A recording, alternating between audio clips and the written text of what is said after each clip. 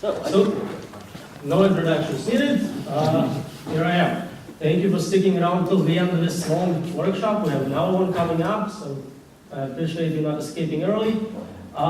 Interesting situation. The previous talk was on kind of dealing with what I'm going to introduce you to.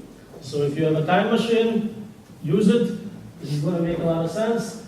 This is a gentle introduction to AI risk for non-professionals. Professionals will enjoy some slides, but will be bored by others.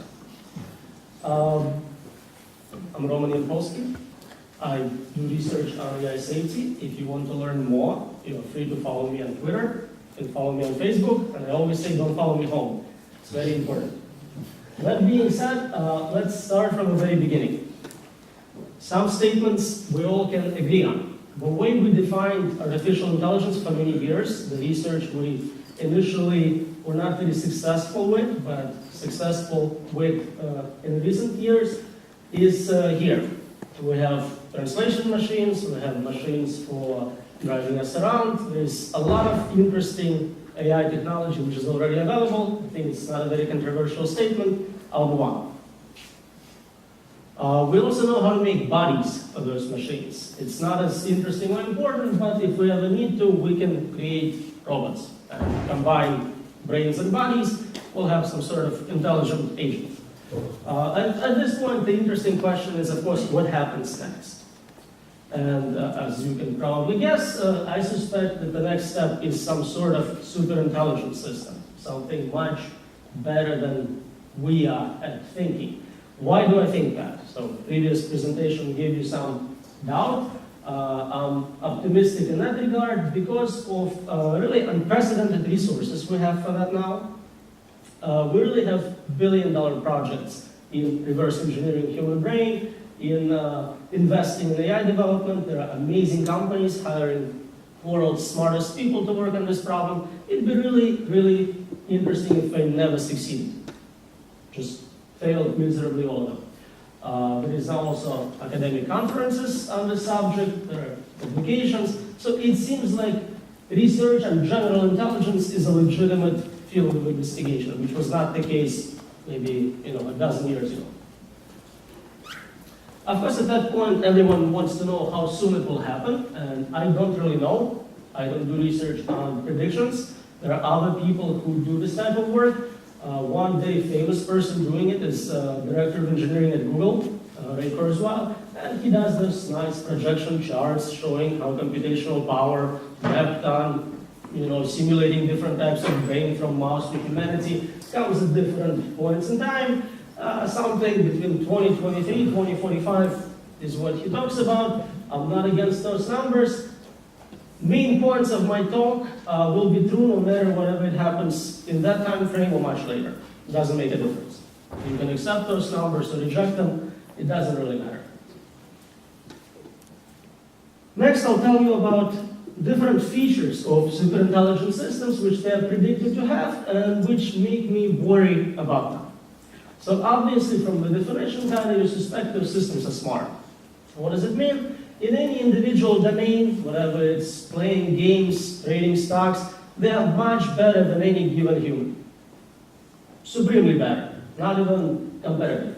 So we have examples from easy games, chess, Go. We have examples from more complicated domains like Jeopardy with open-ended questions. But it seems like we're making a lot of progress recently in that. So this is the super smart aspect of it.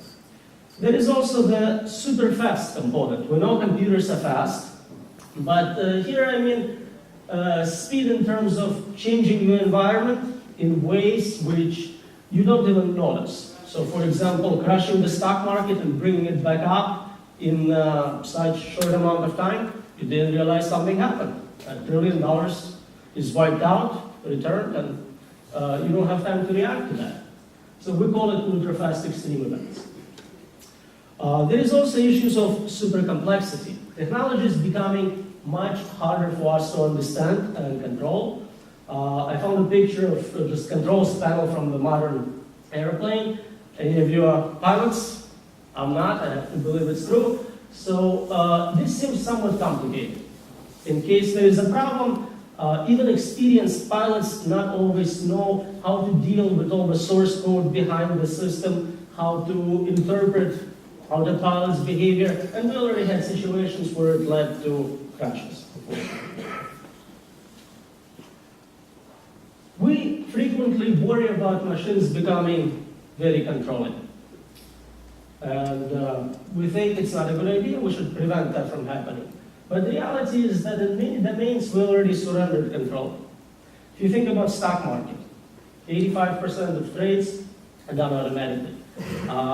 Control of nuclear power plants, all sorts of utilities, military response, all that is fully automated. And those are not even intelligent systems in a true sense. This is just software, but in a way, because of complexity issues, we cannot take over those systems. We have surrendered control. My background is in cybersecurity, so I'm very interested in kind of computer viruses and standard malware. I look at the increase in both the number of such viruses and impact they have. We have more devices obviously now, so that keeps growing. My concern is about what happens when we combine intelligent systems capable of doing social engineering attacks, spear phishing attacks, with computer viruses. So instead of sending a single email to a targeted person, you can do it on a scale of millions of emails. It's well known that even cybersecurity experts fall for such attacks. If it's customized, if it looks like an email from your friend, boss, you're very likely to click the link and spread the virus, so you become a victim of malware or something like that, ransomware. This is less directly related to the concerns we usually discuss, but we're also doing a lot with military robotics. So robot soldiers, killer drones, there is a lot of interest, research, and funding in developing those systems. And they are, of course, by definition, designed to kill people. So this is kind of different properties of those systems we can analyze. And why are we developing them? Well, there is certainly a lot of positive we expect from this technology. In fact, people may think it's the best thing to ever happen to us. We can have free labor, physical, cognitive, we can have amazing breakthroughs in science. Really anything, any industry, economic wealth improvements, health improvements can be a result of having much smarter scientists, workers working on our behalf. And there could be some unknowns, benefits we're not even considering because we're not super smart. But that seems to be like a very good reason to develop those systems as soon as we can. Given the nature of this workshop, this is the last talk I'll have on something positive, so remember that. Now we're switching to the negative impact. For each one of those very positive and promising developments, there is a negative counterpart. So if you have free labor, obviously you have technological unemployment. If you have some sort of improvements in robotics, you have militarized military, robotic automated military, and just like before, you still have that unknown square where I don't really know what the negative consequences could be. So, should we worry about it? And there seem to be famous, powerful people who, at different points, expressed concern about advanced AI for different reasons. What I want you to do is maybe try to understand what it is they are worried about and if this is legitimate, especially in the view of previous talk. So one way to see it is from what Yampolsky talks about in his analysis of space of possible minds, trying to understand how intelligent systems will develop, be similar or different to who we are.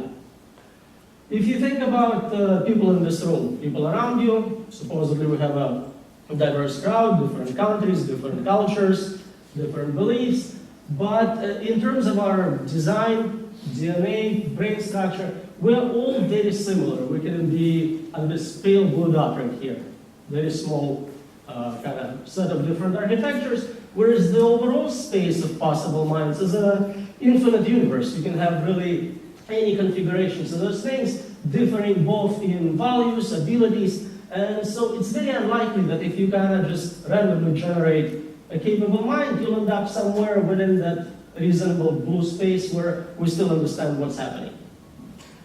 So I call this problem the singularity paradox problem. You have a super capable optimizer, which is too dumb to have human common sense, something most of us would see as a natural interpretation of the situation, is not necessarily present in those systems. What do? I try to understand how AI can become dangerous, what are the different pathways to get there, and if there is anything we can do to prevent that. So here you have a taxonomy we developed, which takes a lot of kind of specific scenarios and classifies them based on how we ended up in trouble. Assuming we are talking about software, there are standard problems we are likely to encounter. So it's software, you'll have bugs, you'll have problems with implementation, problems with design. That's one way. You can have problems with alignment of values, alignment of goals with human users. There are some miscellaneous things which can go wrong. You have, cosmic ray hitting the wrong part of a transistor or something like that. Problems with self-improvement, learning process, learning from bad data. But the one I've been most concentrating on lately is this concept of purposeful design. In the morning we had a talk from Phil, who talked about all the different types of crazy people. And that's a pretty reasonable introduction to this sub-area. What happens then you develop a very nice, useful product and someone tries on purpose to misuse it? One thing about it is that it includes all the previous problems. In the process of developing malevolent AI, you can still screw up implementation, screw up designs, screw up goals. We see it with viruses a lot. You plan to infect so many computers, you fail to do it right, you over-infect. So not only is it as difficult as any other problem we see, it also seems to be somewhat worse because it has this additional malevolent payload. It's also not obvious how you can prevent it. Even in principle, you really need a safe human to solve that, which is not something we know how to do at this point. So this kind of gives you ideas for what we are concerned, and this is very general. It doesn't talk about specific architectures. If you like, we can look at modern systems, machine learning systems, and I don't anticipate you being experts in it. So what I did, I kind of took common labels, which sound very confusing sometimes, for problems identified in different reports in machine learning systems, and give them easy to understand human names associated with children. Children, as I sometimes say, are untrained neural networks deployed on real data. That's what you have, right? They don't know what's going on, you take this untrained brain and you release them. So a lot of problems we see are exactly like the problems we see with children. And this is the problems we have today, concrete problems with existing AI systems, not something in the future, only with superintelligent systems. So things like, you don't want negative side effects from running a system. Okay, maybe your children messed up your living room. It seems trivial, but if you scale it to a more powerful system, the problem's enough. Likewise, you can have issues with supervising, how many babysitters you need, how much damage you're willing to tolerate, problems with overfeeding, overlearning, kids screw up, they use wrong words. Essentially, each one of those could be an interesting example on a slide. I don't think I have time to do justice to each one, but it gives you an idea that there is a large landscape of problems. Some we can work on today, they correspond to systems we have right now. Some are projected to be there as we develop more capable systems. There is no shortage of problems, there is definitely a shortage of solutions, especially for systems we don't have yet. It's really hard to test something as a safety mechanism for superintelligence if you don't have a system to work with. So the good news is, in the past, we only saw good news about AI, in the sense that books published about AI only talked about how great it's going to be, there is nothing to worry about, it's a utopia. Lately, there are some books coming out which discuss both positives and negatives and maybe give you a more realistic look on how this technology might develop. So probably Bostrom's superintelligence book is the one most people are familiar with. Dagmar just released his book, Life 3.0. I recommend you check those out. Other good news, there is now sort of a community of people who care about AI safety, number of organizations, many top universities, Oxford, Cambridge, Berkeley, starting to have centers specifically for dealing with AI safety as a problem. So that's very encouraging. Anytime you really starting a new field, a new domain of research, it's helpful to know what's been done, what's the state of the art, where do we go from here. So a couple of years ago, Kai, and he was the lead author of this, did a report where we really tried to comprehensively look at everything people suggested as a possible solution for mitigating effects from negative AI developments. We classified those things. I think we ended up with about 300 references, looking at really everything published up to this point. I want to give you just a flavor, so you get an idea for type of solutions people propose. They are probably common solutions you will come up with yourself if you think about this problem for a short amount of time.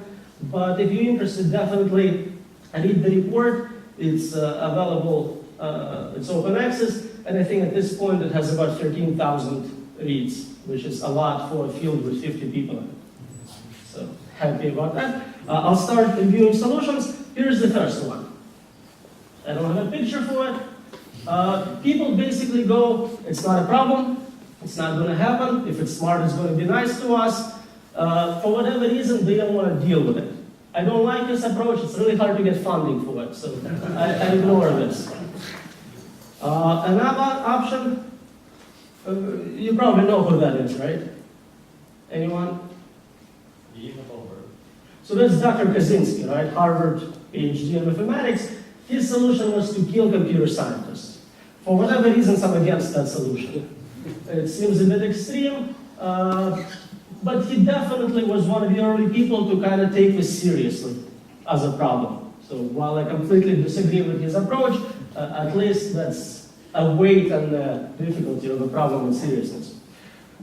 Other solutions include either in some way improving how competitive we are, maybe by uploading us into computers, running us faster, maybe some sort of M, to make us more competitive with AIs, or integrating through neural lace or some interface with computers once again to give us more power.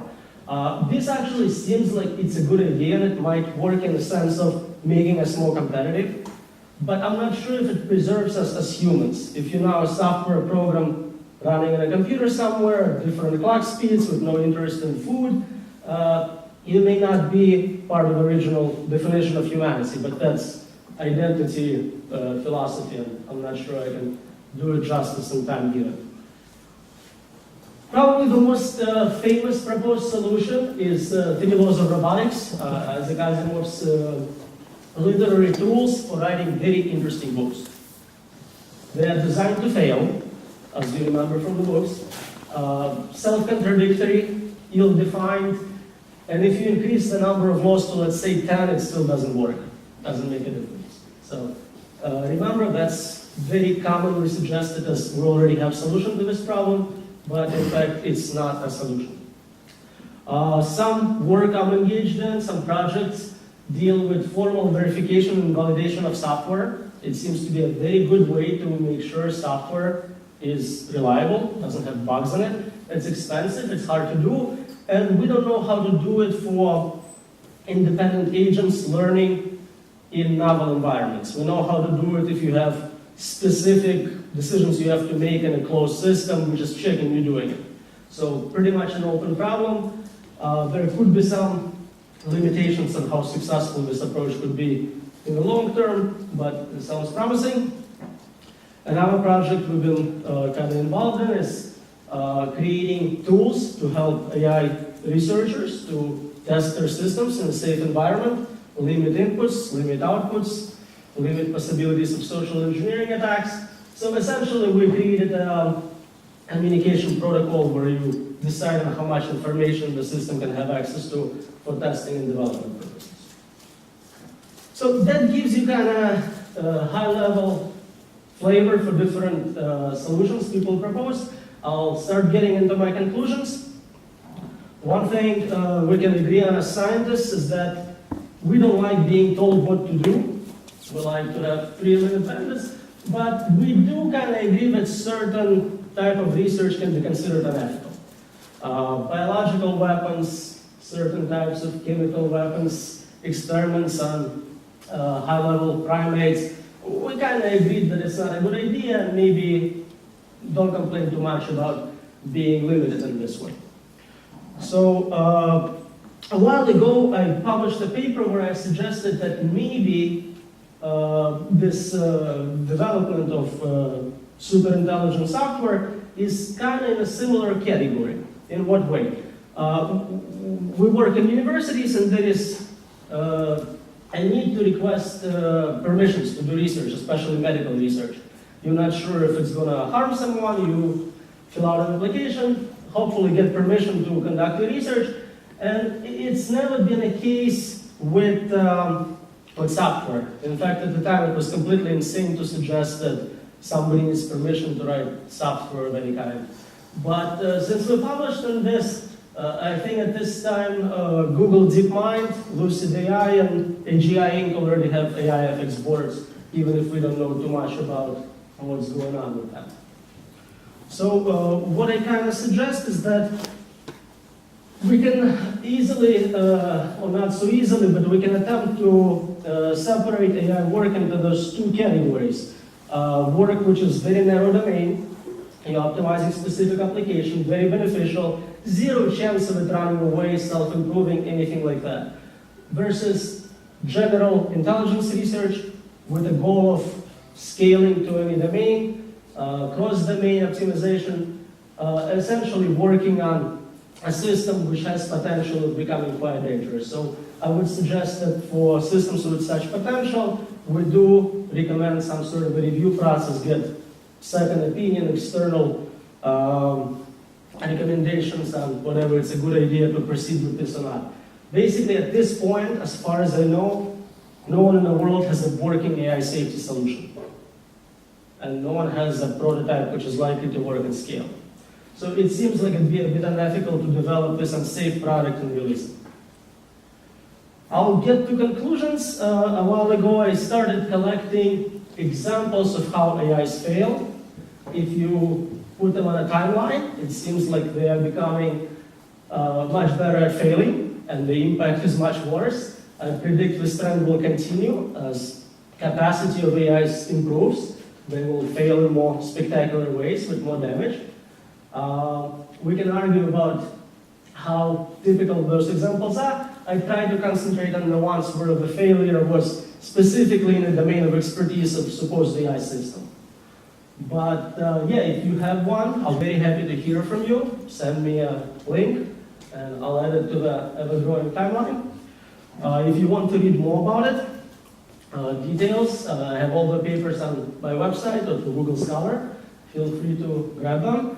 If you want them conveniently packaged, there is a book. People on Amazon seem to like it. And I'll take as many easy questions as we have time for.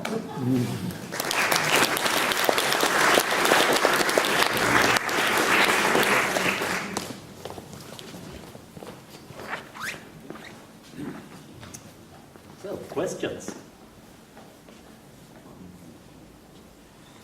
I solved it. All right.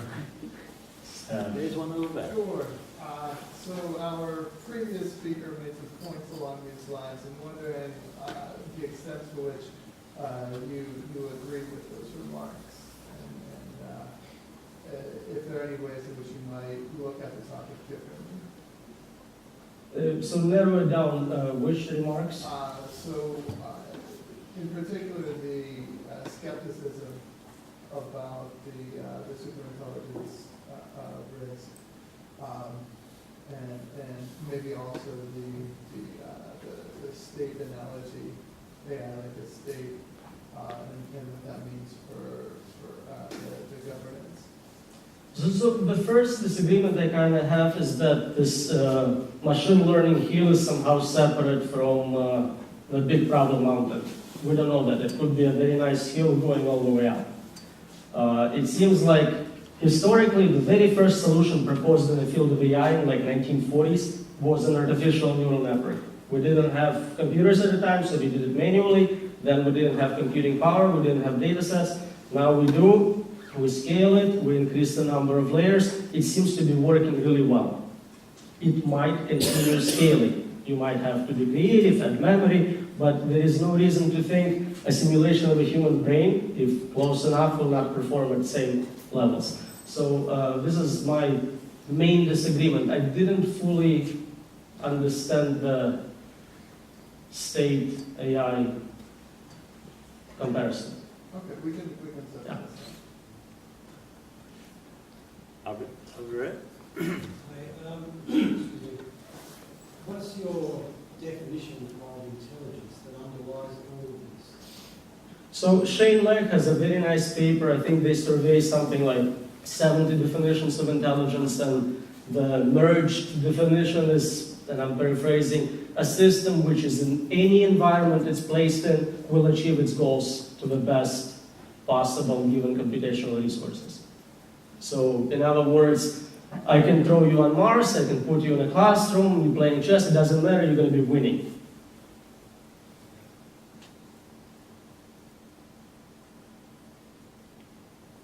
Yeah. Just so that's appropriate understanding the difference between Lawrence and Minded. I have a much more specific and possibly wrong view of intelligence in that I want it to be an explanation device. And so I'm stuck in this idea that an intelligence has to be a universal explainer in the sense of approach, if that makes sense to you. So the thing is that the only thing that can act in the way that Goleman describes behavioristic, right? Women describe something by how it's, what problems it can solve. I describe something by the way it solves the problems. And the way it solves the problems, I posit, is that it needs to explain stuff. So this is it's a strongly carrying view of agency or problem solving. Right. And that view may be wrong, but that would be a surprise to me, because so far, this has been the best damn explanation of how scientific and moral progress works. I could be wrong, probably the first person to admit that he could be wrong. This is a great point you're making, and I would remind you about the slide with different minds on it. The system has an explanation. It's just possible that the explanation is too complex for you to understand, to follow. It could be too long. It could be completely in different terms. So the panda example you give is just looking for different features to classify that image. You failed in the training process to say, don't look at whatever clouds behind the animal. So the thing could be super intelligent in the sense that you no longer understand how it's making its decisions as well.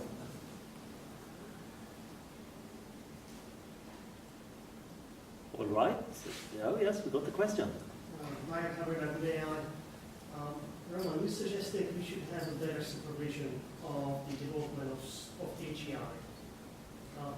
In our scenarios which we are building, we see something like a strong narrow AI, which may be actually very dangerous as well. Does it mean we should be actually overseeing much more strongly any development in AI? Or what would be the division line? How to draw the division line between the narrow and strong AI? So that's a very good question, a very hard problem. And first I want to commend Good AI for really being concerned with safety. You don't want to be crazy with supervision. You don't want to set low speed limits where people think it's insane to drive 5 miles an hour and just ignore all speed limit signs. At the same time, look how it's done with medical review boards, for example, in universities and hospitals. There was a recent post from Scott about that. It becomes ridiculous. It's a bureaucratic hurdle with silly forms. One of my students was doing research on biometrics, and we were doing typing pattern analysis to identify a person. So we had volunteers come, type something for 10 minutes and leave. One of the questions on the form was, how likely is volunteer to get pregnant? My student said, somewhat likely. So you see what I mean? You don't want to be in a situation where you're filling out those surveys. But at the same time, if you can get someone to quickly tell you, okay, it looks like you have resources, your previous test was very successful, you're scaling it to the next level, maybe it's good to get someone else to take a look at your data. I don't think I have one sentence explanation for how to tell successful companies from failing companies. That's essentially the question of AI development, right? Yeah, but when you are successful, you're not going to out and tell everyone. Well, it could be within the company, right? If you Google, you have enough employees to keep it within the company. But just the idea of, let's just run it and see what happens seems to be a bad idea at certain levels. Okay, sure, you and then you. Oh, we're getting more questions. Yes. Okay. I'm much better interactive. I have a question on the coordination problem. I mean, if you think of it as a social problem overall, given that we agree that these are real risks and so forth, from a firm perspective, there are huge commercially stakes, of course. So it's unlikely that sort of firms would stay away from that for some technical reasons that might be unless we transport as waste or something like that. From a governmental perspective, it's also unlikely that they would say that this country would have a ban if others get terribly rich in those respects. In that sense, the problem is similar to global warming problems, where we have a free riding from them, both for many different levels. But this seems to be much harder a coordination problem actually than global warming. So is that something that these institutes are thinking about, or are sort of the solution so far more directed towards technical development per se and trying to stop technological problems rather than these larger social problems? So there is both going on. There are people engaged with governments in UN on campaigns like Stop Killer Robots and trying to get scientists to sign letters of concern. But at the end of the day, those are engineers developing a product. The burden of proof that the product is safe is on them. You can get sued for developing unsafe products. So they want to sell something people believe in. IBM has this track of successful AI systems beating humans in chess and Jeopardy, but they always kind of made sure to publicly present this image of it's not that smart, it's not super intelligent, it's just a software from IBM, buy it. So safety in commercial domains is something we can easily sell, and it's desirable. You had a slide with AlphaGo beating all the best Go players. Go is a kind of chess, but different game, and maybe more difficult than chess. Computers were able to win against the best human players only recently, and only using a kind of learning from mistakes algorithm. And I wonder if this algorithm will be extended and is used to different fields. Are you asking about the AlphaGo algorithm playing Yes, against and, itself to improve? That technology that allows computer to learn from their mistakes, decision from better decision. So it was a bit of an evolutionary competition. You had program play out versions of that same software, and the winning ones move on to the next level. I think that for computers it is kind of a revolution to allow computer to No, we learn had from evolutionary algorithms, evolutionary programming for years. It just doesn't seem to perform as well as a standalone solution. That's why we don't evolve software. That's why we hire people instead of just saying evolve Windows 11. It works well in combination with neural networks. For example, you can evolve set of weights. Instead of training and propagating and back propagating errors, you can just go randomly generated weights versus another randomly generated weight. Compete. We're keeping those. So evolutionary algorithms are great at optimization. Multivariate optimization, solving paths for traveling salesperson problem, excellent. So now we're seeing more of this being applied to deep neural network, and it's working. And, I think that it's a great challenge to not allow computer to think at the dangerous issues using learning from mistakes algorithm. For instance, if a computer beats all the humans, they can think, okay, we are better than humans. They are better than humans. So, final question? Just let's say North Korea gets in a bad mood, how much damage could they do? I mean, there are people who are in bad moods, aren't there? If they had super intelligent, If they got into this, instead of letting off hydrogen bombs. I think you need computers first. I'm not sure. Not an expert on North Korea. There's a few people who are top I notch. think what he's saying is when the wrong people get this kind Right, it doesn't have to be a state actor. Anyone with access to powerful technology. Again, we had presentations on that today. I think Phil's presentation kind of emphasized that the difference between a state actor and just a crazy person is not so different anymore in many senses. Well, thank you very much.